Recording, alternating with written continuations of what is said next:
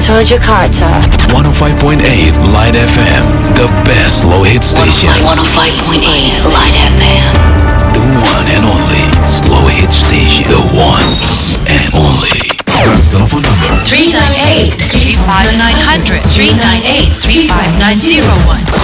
Short message service 081-880-1058. Fax number 398-35900. Extension 102. Marketing Department 525-7892. Or click www.litefmjakarta.com. Anytime, anywhere. Light FM, best slow hit station.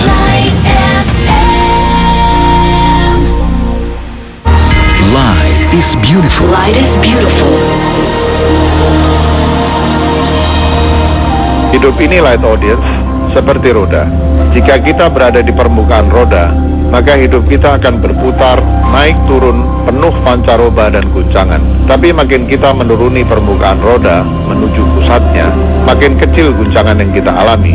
Dan jika kita ingin untuk mendapatkan ketenangan sempurna, hendaknya kita berupaya untuk berada di pusat putaran roda. Demikianlah light audience, jika kita ingin mendapatkan ketenangan dan ketentraman hidup, hendaknya kita longgarkan sejauh mungkin keterikatan kita dengan apa-apa yang terjadi di luar kita.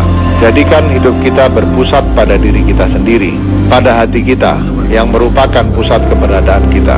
Jangan pertaruhkan kebahagiaan kita pada apa-apa yang dapat kita kuasai dan pada saat yang sama dapat lepas dari genggaman kita. Jangan pula hendaknya kita terombang-ambing oleh pancaroba kehidupan. Dalam setiap keadaan, kita upayakan agar kita tetap memegang kendali atas hidup kita dan menaklukkan kekuasaannya atas diri kita. Hanya dengan cara itu, light audience, kita akan mendapatkan kebahagiaan yang sejati, kebahagiaan yang langgeng, tak peduli masalah apa saja yang menimpa kita, tak peduli seberapa besar kehilangan kita. Semoga Tuhan selalu memberikan petunjuk dan dukungannya kepada kita. Light is beautiful. This is Light FM. Light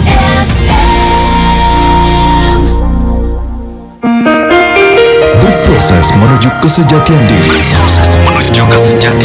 Bersama Siwo Agus Hidayat. This is Light FM. The best slow hit station.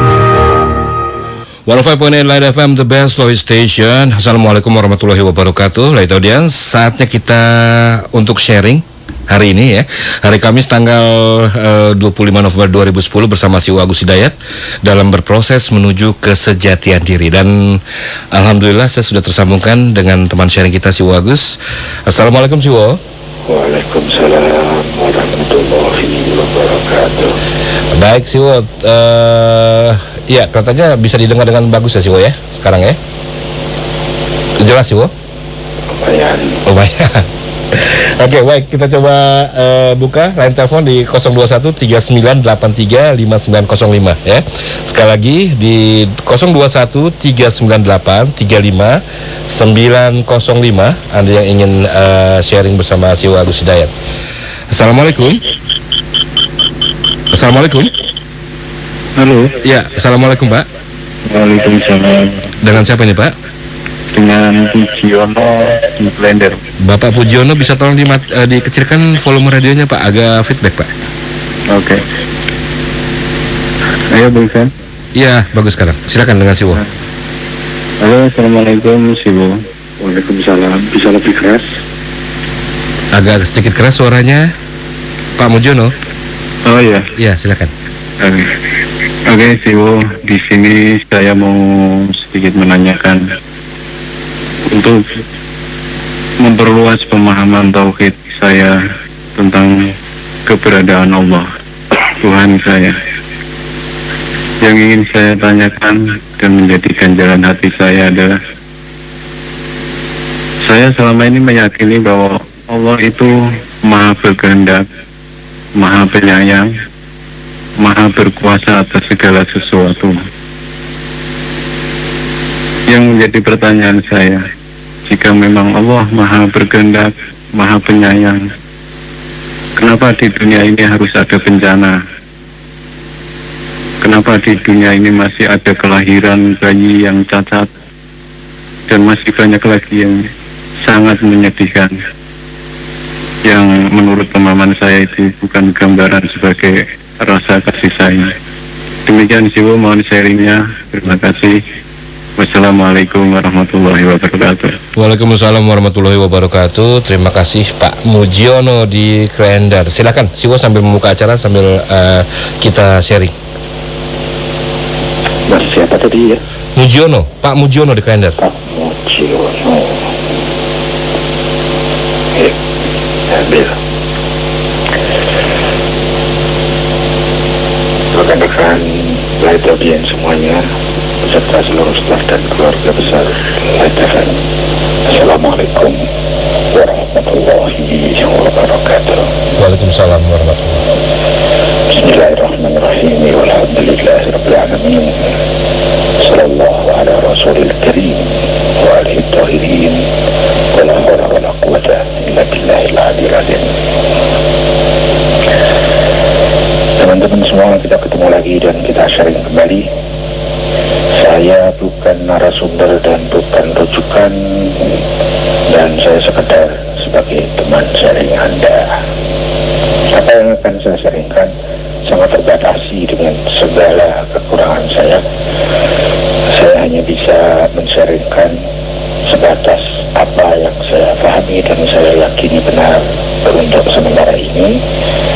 Namun itu juga saya masih dalam rangka berproses, bertanya, mencari, sehingga mohon jangan tergesa diterima, namun juga mohon jangan tergesa ditolak.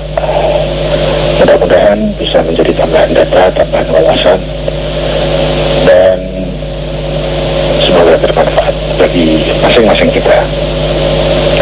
Semoga kita semakin mampu untuk fokus terhadap tujuan hidup kita, karena tujuan merupakan pusat gravitasi kehidupan kita. Siapa yang salah tujuan, maka salah seluruh proses kehidupannya. Yang tujuannya tinggi, dia calon orang tinggi. Yang tujuannya rendah, dia calon orang rendah. Dan dengan tujuan yang benar akan lebih mempermudah bagaimana kita mewaspadai niat kita, karena niat merupakan akibat turunan dari adanya tujuan yang sudah ditetapkan. Dengan fokus tujuan dan waspada niat, kita akan lebih mudah untuk konsentrasi terhadap tugas kita. Yang bukan tugas kita, kita tidak urusi juga tidak apa-apa. Pada saat kita sukses terhadap tugas kita, maka sukses pula hidup kita.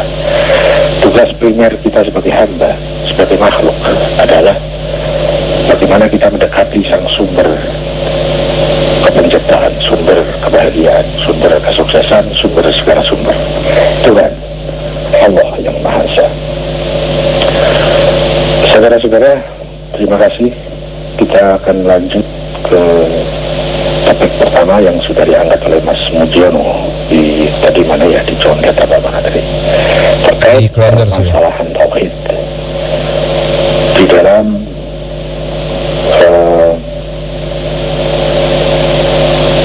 bahwa Allah itu maha berkehendak, bahwa Allah itu maha penyayang, bahwa Allah itu maha kuasa terhadap segala sesuatu. Namun, ini yang diangkat, kenapa mesti masih banyak bencana-bencana, masih banyak musibah-musibah, masih banyak bayi-bayi lahir cacat, masih banyak hal-hal yang sangat menyakitkan, yang itu dalam kalimat yang saya garis bawahi itu kan kontradiktif dengan sifat maha pengasih penyayangnya Tuhan. Nah, di sini ada kejalan-kejalan, bagaimana tanggapannya? Kurang lebih itu yang saya tangkap dari Mas Mujiono, dan saya akan mencoba men-sharingkan sesuai dengan kadar kemampuan sharing saya. Begini Mas Mujiono,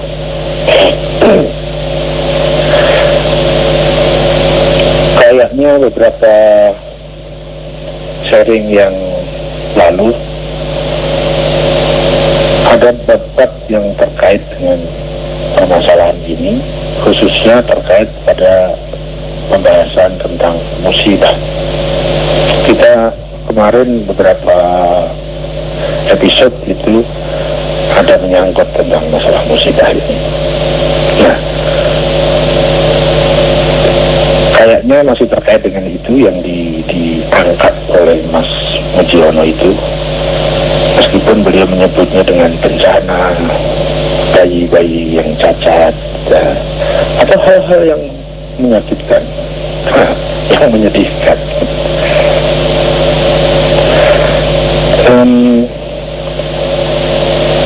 Kita punya sebuah kaidah yang itu sudah sangat lama kita sharingkan dan hingga saat ini masih bertahan pada posisi sebagai salah satu kaidah yang masih saya pakai, belum terbaharui.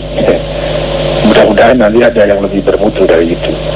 Salah satu kaidah itu menyatakan bahwa siapa yang salah memahami maka kecenderungannya akan salah mensikapi. Jadi pemahaman kita terhadap sesuatu itu sangat-sangat penting, karena berdasarkan pemahaman kita terhadap sesuatu itulah kita akan sangat dipengaruhi bagaimana kita bersikap terhadap sesuatu. Sama dalam porsi yang tentu jauh lebih besar, jauh lebih serius, bagaimana kita memahami Tuhan. Sikap kita kepada Tuhan akan sangat dipengaruhi oleh bagaimana makrifah kita kepada Tuhan. Bagaimana kita memposisikan diri terhadap Tuhan, bagaimana kita mensikapi Tuhan, bagaimana kita memandang Tuhan, itu sangat dipengaruhi dengan pemahaman kita terhadap Tuhan. Pada saat pemahaman kita terhadap Tuhan benar, maka ada dorongan, kecenderungan yang akan mempengaruhi sikap kita terhadap Tuhan juga semakin mudah untuk benar. Pada saat pemahaman kita, makrifah kita terhadap Tuhan tidak benar, kalau salah, maka itu akan sangat berpengaruh terhadap sikap-sikap kita dalam bertuhan, juga akan sangat terpengaruhi oleh pemahaman kita itu. Siapa yang salah memahami akan cenderung salah mensikapi.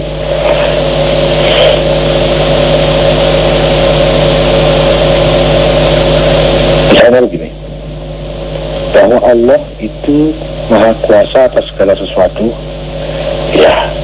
Bahwa Allah itu maha berkehendak, ya. Bahwa Allah itu maha pengasih dan maha penyayang, ya. Tapi kemudian kenapa masih banyak bencana-bencana? Agar memudahkan saya untuk menyampaikan apa yang saya mau sharingkan, saya akan mengambil sebuah analogi kasus, ya. Ada orang tua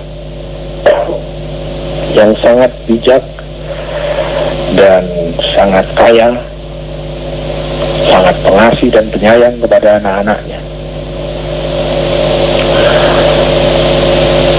Ada sebuah kasus yang terjadi pada salah satu anaknya. Kaki kanannya digigit ular berbisa.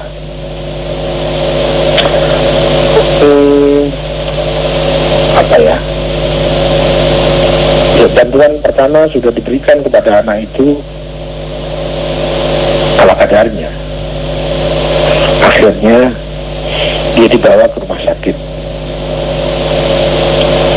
Oleh sang dokter dinyatakan bahwa racun ular itu kalau tidak segera diatasi akan merambah ke bagian-bagian yang serius, bagian-bagian vital, akan mengikuti aliran darah dan akan merambat ke jantung.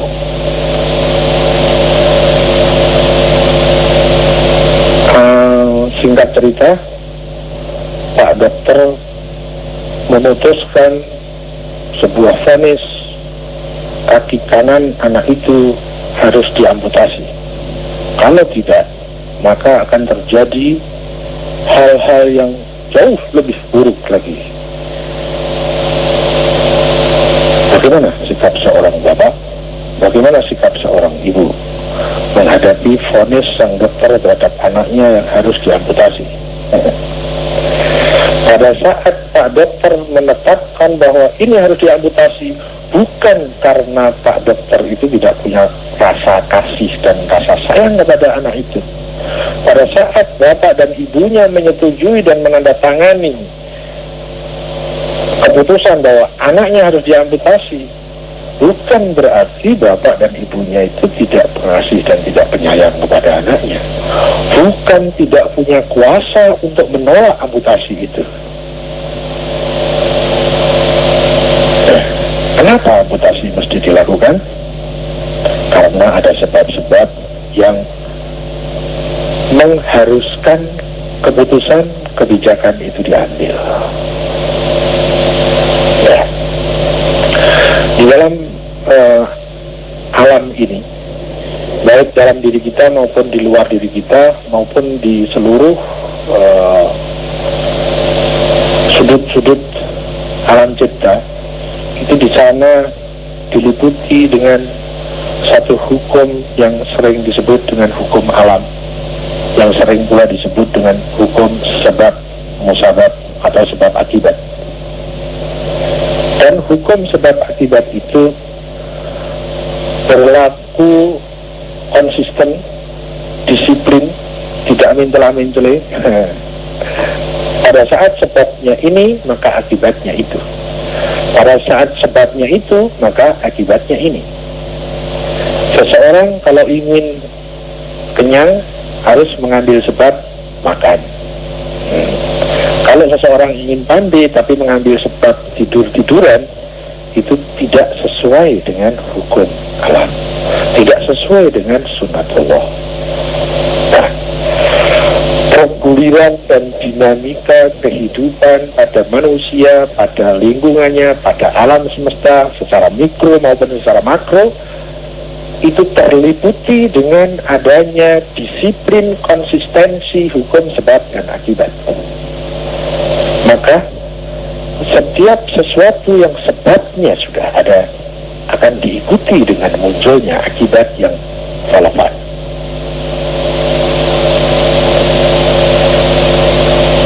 Kalau pada kasus anak tadi, sebabnya adalah racun yang memasuki aliran darah si anak melalui kaki, maka akan terjadi akibat begini dan begitu.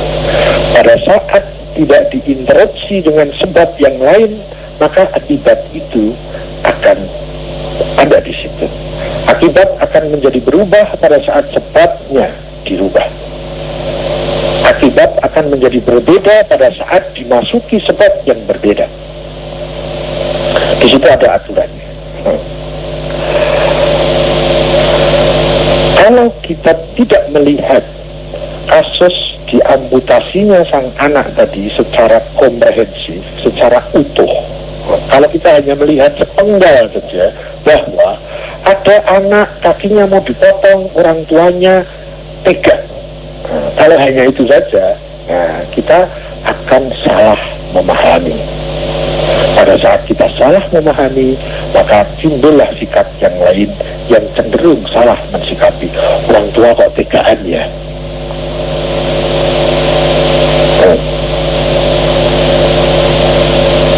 Tapi kalau kita melihat lebih utuh, kenapa, apa, dan bagaimana keputusan itu terjadi? Apa saja yang terkait sehingga keputusan itu terjadi? Maka kita akan bisa memahami lebih sebagaimana adanya, bukan terperangkap pada sekedar perspektif sempit kita. Pada saat kita melihat secara utuh, kita tidak bisa mengatakan bahwa kok boleh sih orang tuanya anaknya mau diamputasi, padahal begitu diamputasi dia menjadi cacat, kakinya tinggal satu. Tapi kenapa itu mesti diambil kebijakan itu oleh orang tua? Kenapa mesti ditetapkan keputusan itu oleh Pak Dokter? Itu sebuah kasus kecil.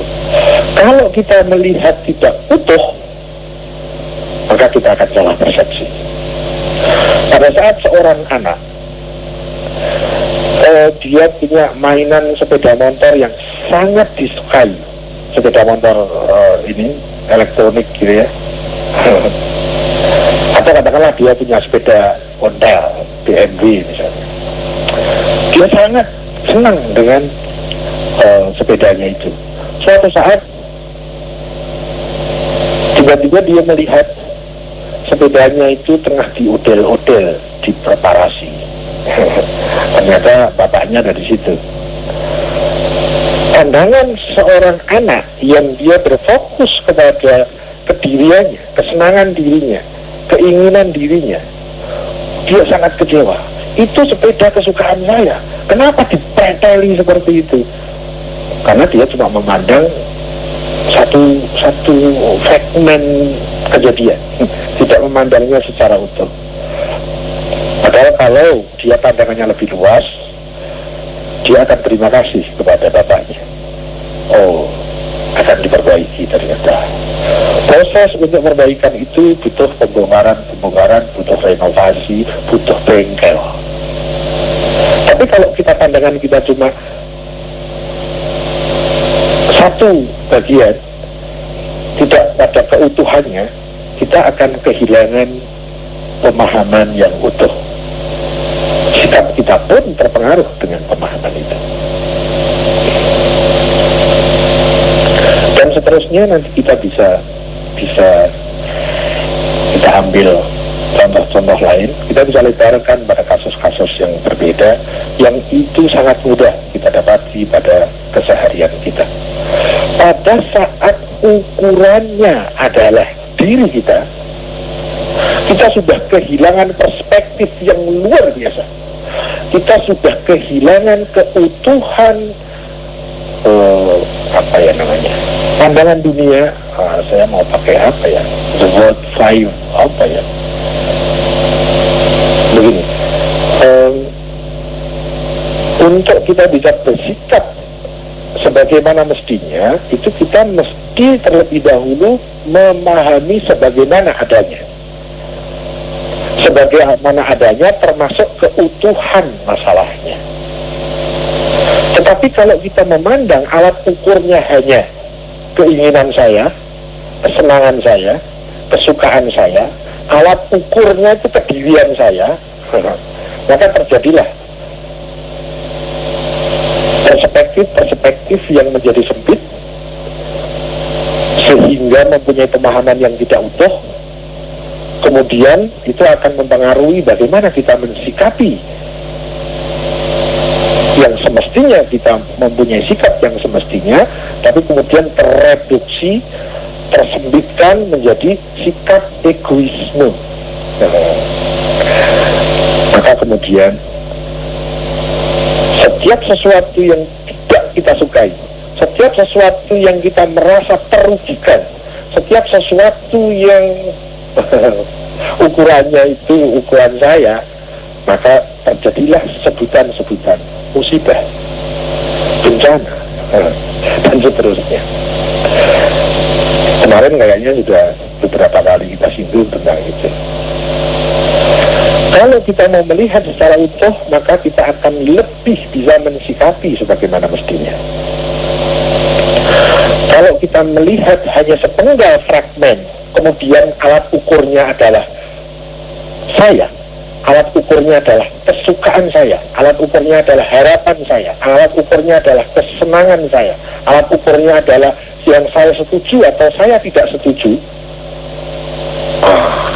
itu akan membentuk pemahaman yang disebut pemahaman yang subjektivitas, sesuai dengan kadar subjektivitas masing-masing personal.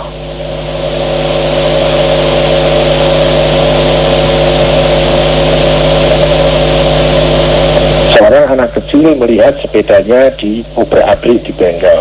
Kalau dia hanya melihat itunya saja, dia akan sedih. Kenapa? Karena kesukaannya sesuatu yang tidak suka terjadi di hadapannya. Nah, itulah cara pandang yang tidak utuh. Seseorang yang hanya tahu bagian bahwa kaki anaknya dipotong dan ibunya rela, boleh. Wah, tega bener itu ibunya. Masa nggak kasihan sih sama anaknya? Ya, itu sebuah contoh-contoh kasus dalam rangka bagaimana kita untuk memahami. Tentu kalau kemudian kita kaitkan dengan Allah Maha Kuasa, Allah Maha Berkehendak, dan sekaligus Allah juga Maha Pengasih dan Penyayang. Kenapa hal-hal yang kita tidak sukai itu masih terjadi? Karena alat ukurnya berbeda, Mas. Kalau alat ukurnya itu saya, keinginan kita, kemauan kita, itulah yang akan terjadi. Itu berangkat dari cara pandang yang sentralnya ada pada dirinya. Tapi kalau kita mencoba menggunakan perspektif baru, menggunakan cara pandang yang baru, yang lebih universal, yang lebih luas, yaitu yang sering saya sebut dengan cara pandang tauhid, maka musibah itu menjadi tidak ada. Bencana itu menjadi tidak ada. Semuanya terliputi dengan kasih sayang Allah, semua terliputi dengan rahmat ilahi.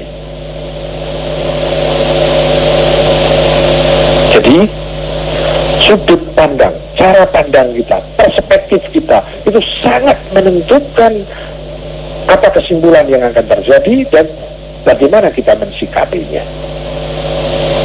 Di sini cara pandang itu menjadi sangat mempengaruhi. Bagaimana kita mempunyai perspektif terhadap sesuatu itu sangat mempengaruhi kita. Bagaimana kita membangun cara berpikir itu sangat mempengaruhi diri kita. Untuk kita bersikap sebagaimana adanya atau bersikap sebagaimana kemauan saya. Kurang lebih seperti itu. Mudah-mudahan tidak puas deh. Tapi saya cukupkan di sini dan saya mau kembali ke bos Sam. Oke, terima kasih Siwo. Siwo, sebelum kita lanjut, nanti kita coba terima telepon lagi ya di 021-398-35905. Kita masih terus sharing sampai pukul 22:30 nanti. Tapi sebelum kita lanjut lagi Siwo, terima telepon atau juga mungkin membacakan SMS, kita dengar dulu beberapa commercial break yang berikut ini Siwo ya. Baik, lihat audiens, sebelum kita lanjut, kita dengar dulu yang berikut ini.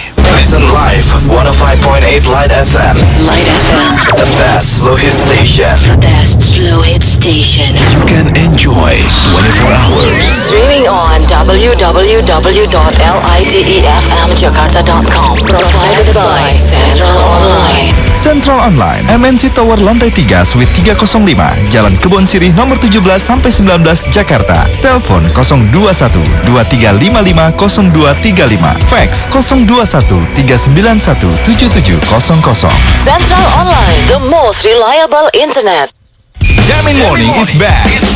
105.8 Light FM, Country Choice, BPLHD DKI Jakarta, and Grand Indonesia Shopping Time present Jamin Morning Season 9 on Car Free Day. Get Jakarta Clean.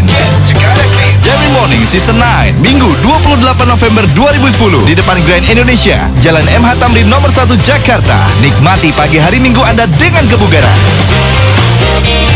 Ikuti juga Get Healthy Shape with Dul Colax dan Rumah Sakit Pelni, Aero Dance Mix, senam aerobik bersama DJ Edwin, Classic Dance Beat di panggung Jamin Morning, Music Performances, Stinky. Ooh, baby, baby, it's a wild world.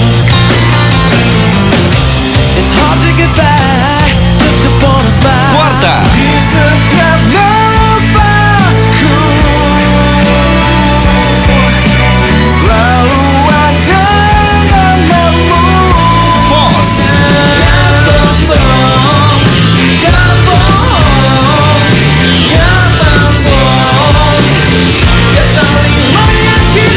Dan saksikan pula aksi seru breakdance Scarecrow. Prizes and many surprises. Dan ikuti juga Cycling for AIDS dalam rangka memperingati Hari AIDS Sedunia bersama Leo Clubs Internasional. Start dari Bundaran Senayan dan finish di depan panggung Jamin Morning. Jamin Morning Season 9 brought to you by Country Choice, serasa jus buatan di rumah. BPLHD DKI Jakarta, Grand Indonesia Shopping Town, Rumah Sakit Pelni, melayani dengan hati nurani. Telkom, Resto Mbah Jingkrak Setiabudi, Leo Clubs Internasional, Get Healthy Shape dipersembahkan oleh Dulcolax, BAB lancar jelas entengnya, and 105.8 Light FM, the best slow hit station. Ya baik, hal itu dan kita lanjut kembali dalam berproses menuju kesejatian diri. Oke, kita coba terima telepon, silakan di 0213983595. Siwo, kita terima lagi teleponnya Siwo ya. Assalamualaikum. Waalaikumsalam. Dengan siapa ini Pak? Dengan Mas Boy di Bekasi. Oke, Mas Boy silakan. Assalamualaikum Siwa. Waalaikumsalam warahmatullahi wabarakatuh. Ya, mau sharing ini Siwa. Bagaimana kalau di negara ini kan udah terlalu apa sih, kalau saya sih berpolitik aja nih ya, mafia hukum gitu kan, terlalu apa ya, pelik gitu kan Siwa ya. Yang mau saya sharing kan begini Siwa, kita kan sebagai rakyat biasa kalau saya kan, tapi saya gimana bisa mau istilahnya kok susah amat gitu, udah ketahuan kan ada fakta-fakta gitu ya, ada penyelewengan hakim, jaksa segala macam, kenapa nggak berani gitu ya, apa pemimpin ini agak soalnya buta apa mereka juga berbuat begitu kan. Yang saya mau sarankan gini loh Siwo, apakah sebagai rakyat ini mesti revolusi atau kan memang mendoakan saja? Tapi kalau mendoakan saja kayaknya nggak berubah juga. Nah, yang mau saya sarankan ini, saya sebagai rakyat dan hamba Allah gitu Siwo, harus bagaimana lah gitu Siwo. Oke, terima kasih Siwo. Assalamualaikum. Waalaikumsalam warahmatullahi wabarakatuh. Terima kasih Mas Boy di Bekasi. Silakan Siwo. Wah, ini Mas Boy ini masuk ranah politik kayaknya. Mas Boy politikus ya? Iya, politik. Ya, terima kasih Mas Boy. Tadi diungkapkan terkait dengan masalah mafia hukum, carut marut masalah penegakan hukum, kaitannya dengan banyaknya kasus-kasus di Indonesia. Nah, yang dipertanyakan, apakah untuk bisa merubah itu kita mesti revolusi, atau saya sebagai rakyat cukup dengan berdoa saja? Bagaimana sih saya seharusnya dalam situasi seperti ini sebagai anak bangsa, mungkin begitu ya. Nah, mudah-mudahan saya tidak salah memahami. Karena kalau saya salah memahami, pasti juga akan ada kecenderungan saya salah mensikapi. Yang saya tahu begini Mas Boy,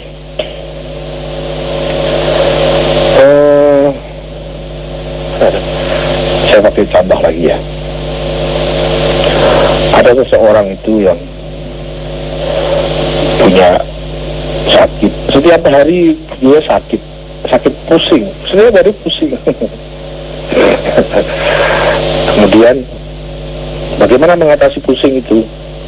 Ya, dia membeli obat pusing, kemudian diminum obat pusing. Ya, kadang sembuh, kadang juga enggak. Tetapi yang pasti kambuh lagi itu pusingnya. Nah, kenapa? Karena ada sesuatu hal, yaitu akar masalahnya tidak, yang diurus bukan akar masalahnya, tapi hanya sekedar akibatnya. Akar masalahnya itu ternyata dia banyak hutang. Yang menjadikan dia pusing itu karena dia banyak hutang, kemudian dia tidak mampu memanage dirinya sehingga dia stres.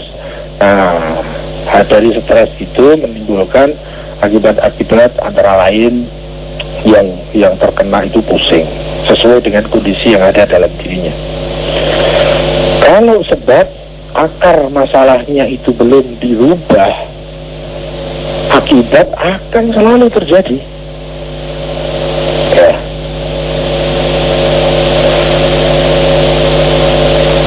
Begitulah kira-kira salah satu yang bisa kita dudukkan sebagai alat ukur untuk melihat masalah ini.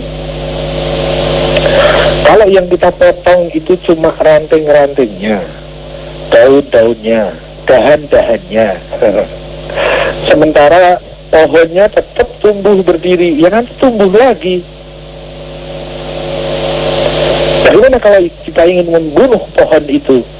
Harus akarnya yang dimasalahkan. Kalaupun pohon itu dipotong, tapi akarnya masih berfungsi, maka dia juga akan tumbuh lagi. Meskipun tidak sepesat kemarin, tetapi akarnya masih ada. Ya kurang lebih seperti itu. Jadi, apapun upaya kita, kalau kita tidak menyentuh sebab primernya, apapun upaya yang akan kita lakukan, kalau kita tidak masuk kepada akar penyebabnya, ya jangan berharap terjadi perubahan yang signifikan.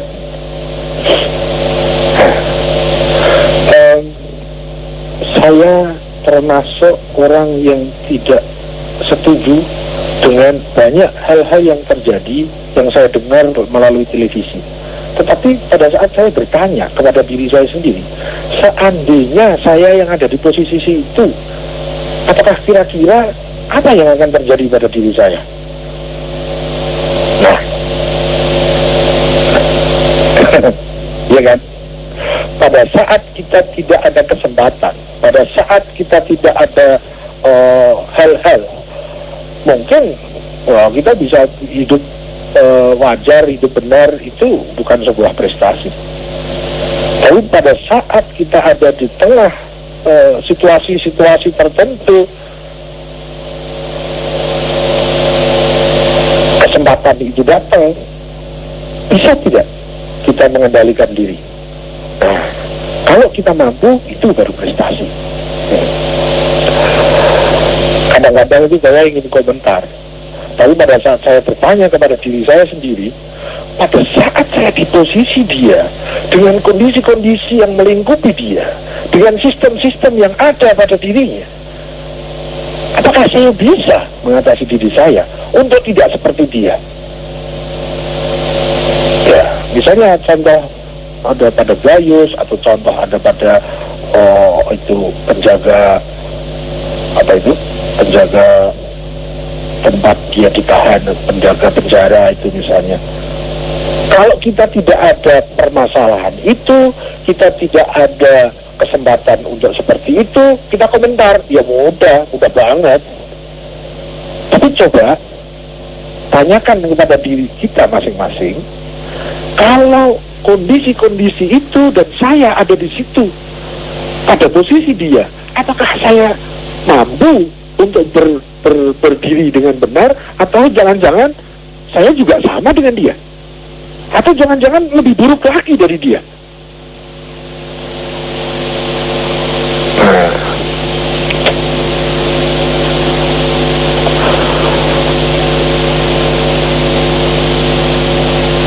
Itu satu hal. Tapi bukan itu akar masalahnya. Akar masalahnya itu ada pada bagaimana mengendalikan diri. Kita bisa lihat diri kita. Kalau kita punya kasus-kasus kecil, kalau kita punya problem-problem kecil saja, kita juga ternyata tidak mampu memanage diri kita untuk bisa berposisi pada posisi yang sebagaimana mestinya, pada posisi yang benar. Bagaimana mungkin kita bisa menghadapi problem yang lebih besar? Pada saat kita jadi mahasiswa saja, kita sudah mulai korupsi tentang waktu, korupsi terhadap disiplin, korupsi terhadap masalah hal-hal yang ada pada lingkupnya. Bagaimana mungkin pada saat dia sudah menjadi pejabat, sementara problemnya lebih besar, imeng-imengnya lebih besar, godaannya lebih tinggi? Bagaimana mungkin? Kalau kecil saja dia tidak mampu mengatasi, bagaimana mungkin bisa mengatasi hal yang besar? Meskipun pada saat kita tidak ada dalam masalah itu, kita mudah berkomentar untuk mengatakan begini, begitu. Tetapi pertanyaannya, coba kita tanya pada diri kita, dalam suatu situasi dan kondisi yang seperti dia, mampukah saya berdiri tegar dengan kebenaran. Tapi bukan itu akar masalahnya, bukan itu. Akar masalahnya adalah semua terjadinya tentang perenang kehidupan politik, ekonomi, tentang perenangan hubungan sosial, tentang perenang kehidupan rumah tangga, tentang perenang apapun, itu berangkat dari egoisme, berangkat dari kita menjadikan diri kita sebagai pusat kehidupan kita, dan itu otomatis akan meninggalkan Tuhan. Pada saat Tuhan berkuasa pada diri kita, egoisme kita akan runduk di bawah nilai-nilai ketuhanan. Pada saat nilai-nilai ketuhanan tidak ada dalam diri kita, maka egoisme kita yang tampil. Seluruh permasalahan timbul dari situ. Seseorang yang menguasai dirinya sendiri dan dia tidak mau dikuasai oleh Tuhan, pada saat dia menjadi pejabat, maka dia membahayakan. Pada saat dia menjadi polisi, dia membahayakan. Pada saat dia menjadi jaksa, mengerikan. Pada saat dia menjadi hakim, mengkhawatirkan. Pada saat kaya,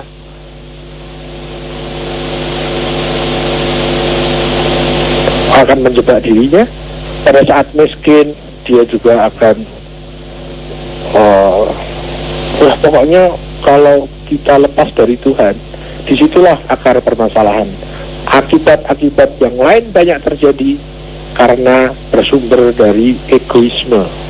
Pada saat kita lepas dari sila yang pertama, pada saat kita lepas dari pondasi semua agama, pada saat kita lepas dari pondasi seluruh kehidupan, yaitu ketuhanan yang Maha Esa. Hanya dengan ketuhanan yang Maha Esa seseorang mampu mengendalikan diri dan tidak terjebak kepada egoisme dirinya. Hanya itu satu-satunya, tidak ada jalan lain. Kalau kita mau revolusi, revolusilah ke situ. Jangan revolusi sekedar revolusi kekuasaan, revolusi fisik, revolusi A atau revolusi B, tapi revolusi spiritual, revolusi kembali kepada Pancasila, revolusi kembali kepada posisi kita sebagai penghambaan kita karena kita punya Tuhan. Itu revolusi. Kalau revolusi bukan itu, bukan revolusi menurut saya. Revolusi musik bukan revolusi. Itu manuver saja. Nanti terjebak lagi kepada kepentingan egoisme. Egoisme diri, egoisme kelompok, egoisme komunitas, egoisme madhab, egoisme agama, egoisme partai, dan lain-lain. Akan tumbuh fanatisme baru, akan tumbuh asobiah baru, tumbuh kepentingan baru. Ya begitulah. Jadi yang saya maksudkan adalah dimanapun, di tanah manapun, di ruang manapun, di negara manapun, di keluarga manapun, pada saat dirinya lah yang menjadi pusat kehidupannya dan bukan Tuhan yang dijadikan sebagai pusat kehidupan, seandainya seluruh dunia dengan segala kekayaannya itu hanya dimiliki oleh dua orang, di alam jagat raya itu hanya ada dua orang di situ, tetapi kedua-duanya itu masing-masing dengan egonya. Seandainya kekayaan itu dibagi separuh-separuh kepada A dan B, maka pasti masih ada pertengkaran, ada persaingan, ada kelicikan di sana. Meskipun kurang apa, seluruh dunia dengan segala kekayaannya sudah dibagi dua, tapi pada saat egoisme masih main di situ, meskipun di dunia ini hanya dihuni oleh dua orang yang sama-sama kaya, tidak ada kekurangan, tapi di situ pasti akan terjadi kekacauan, pasti akan terjadi jegal menjegal, pasti akan terjadi saling kompetisi yang tidak sehat. Kenapa? Karena egoisme yang bermain di situ. Itu dua orang. Bayangkan kalau di Indonesia itu 260 juta. Kalau kemudian masing-masing tidak mengindahkan dengan sila yang pertama, tapi masing-masing fokus kepada haknya, fokus kepada egonya, fokus kepada kepentingan dirinya, ya tidak mungkin tidak chaos itu, tidak mungkin tidak saling pecah, tidak mungkin tidak saling bertengkar itu.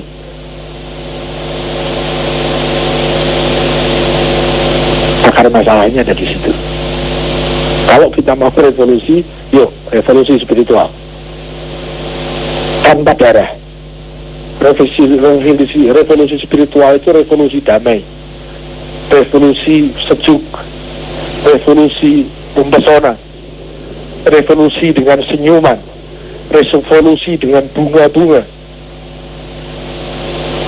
Itu revolusi spiritual, bukan revolusi fisik yang penuh dengan senjata dan darah.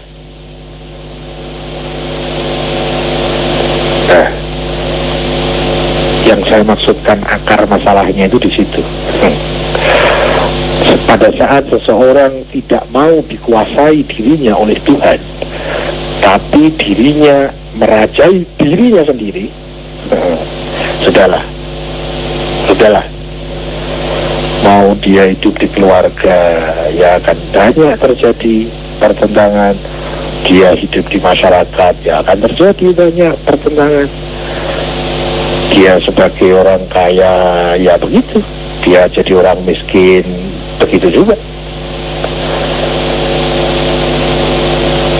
Kurang lebih yang saya pahami seperti itu. Kemudian, bagaimana saya harus bersikap sebagai seorang di antara rakyat yang ada di dalam permasalahan pergumulan seperti itu? Kita tidak harus menunggu ada kasus atau tidak. Kita tidak harus menunggu ada problem atau tidak. Kita tidak harus menunggu ada permasalahan mafia hukum atau tidak. Sepanjang kita ada, sepanjang kita menjadi makhluk Tuhan, kita punya tugas. Bagaimana saya harus bersikap? Konsentrasi pada tugas masing-masing. Yang suami konsentrasi pada tugas suaminya, meskipun tidak diimbangi hak dari istrinya. Yang penting konsentrasi terhadap tugas. Sang istri konsentrasi terhadap tugasnya sebagai istri, meskipun dia tidak diberi hak dari suaminya. Tapi bayangkan betapa indahnya kalau suami konsentrasi kepada kewajiban suaminya, dan istri juga konsentrasi kewajiban kepada tentang tanggung jawab dan tugas keistriannya, maka akan terjalin berkelindan. Yang satu otomatis akan memberikan hak kepada yang berhak, yang lain otomatis melaksanakan kewajibannya, maka otomatis dia memberikan hak kepada yang berhak. Kalau seorang suami dia konsentrasi terhadap tugas kesuamiannya, pasti hak istrinya otomatis mengalir tanpa harus diminta, tanpa harus dituntut, tanpa harus ditegakkan hak asasi keluarga. Tetapi yang dituntut adalah kewajiban asasi keluarga.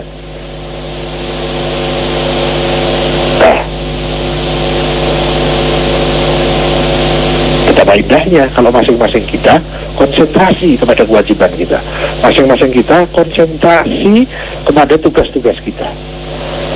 Kalau tugas kita sebagai pedagang, pedagang yang baik, pedagang yang benar, pedagang yang jujur, pedagang yang kredibel, pedagang yang elegan. Kalau kita sebagai politikus, kita laksanakan. Karena kita menjadi politikus itu juga seorang hamba Tuhan. Kita masukkan nilai-nilai ketuhanan di dalam tugas kita. Kita masukkan nilai-nilai ketuhanan dalam sikap keseharian kita, sesuai dengan tugas masing-masing kita, tanpa perlu kita melihat orang lain melaksanakan tugas atau tidak, karena Kalau kesadaran masing-masing itu melaksanakan tugasnya sendiri-sendiri, maka semua akan menjadi jalinan yang sangat indah. Bukan saling menuntut, tapi saling sadar dengan tugasnya. Tapi kalau yang dikembangkan itu saling menuntut, saling menilai, padahal itu bukan tugasnya. Nanti ada kok yang tugasnya menilai itu ada sendiri, yang tugasnya menuntut itu ada sendiri. Sekarang ini tata aturan seperti itu sudah kacau balau, sulit lagi mencari sebetulnya mana sih. Bahkan pada saat kita ditanya tugas saya kesehari-hariannya apa, itu mungkin sudah overlappingnya terlalu banyak. Kalau kita ingin menjadi warga yang baik, mari kita konsentrasi kepada tugas kita masing-masing tanpa perlu mengoreksi tugas orang lain kalau itu bukan tugas kita. Pada saat kita kembali kepada prinsip konsentrasi tugas, masing-masing kembali kepada tugasnya masing-masing, itu akan jauh lebih tertib daripada saling menuntut, saling mengkritik, saling menjegal, saling menjatuhkan, saling menilai, saling menghakimi. Ya, kembali kepada Mas Boy. Coba kita agendakan, kita tulis tugas saya ini apa. Oh ya, saya sebagai suami tugasnya ini, saya sebagai bapak tugasnya ini, saya sebagai anak karena masih punya orang tua tugasnya ini, saya sebagai anggota masyarakat tugas saya yang wajib saya lakukan apa, yang tidak wajib tidak kita lakukan tidak apa-apa. Tugas saya sebagai anggota masyarakat apa, yang kalau kita tidak melakukan itu kita salah. Tugas saya sebagai hamba Tuhan apa, tugas saya sebagai seorang hamba Tuhan yang menjadi bisnismen apa, tugas saya sebagai hamba Tuhan yang menjadi politikus, yang menjadi pejabat, yang menjadi rakyat, apa tugasnya. Kalau Mas Boy berkenan untuk menuliskan tugas-tugas primernya itu dan kemudian disusun dalam sebuah agenda dengan urutan skala prioritas, kita tidak lagi sempat untuk mengoreksi tugas orang lain. Itu terlalu banyak kecolongan tugas-tugas yang harus kita lakukan karena kita banyak melakukan hal-hal yang sebetulnya kita tidak lakukan juga tidak apa-apa. Apa yang harus saya pikirkan? Yang tidak penting tidak saya pikirkan tidak apa-apa.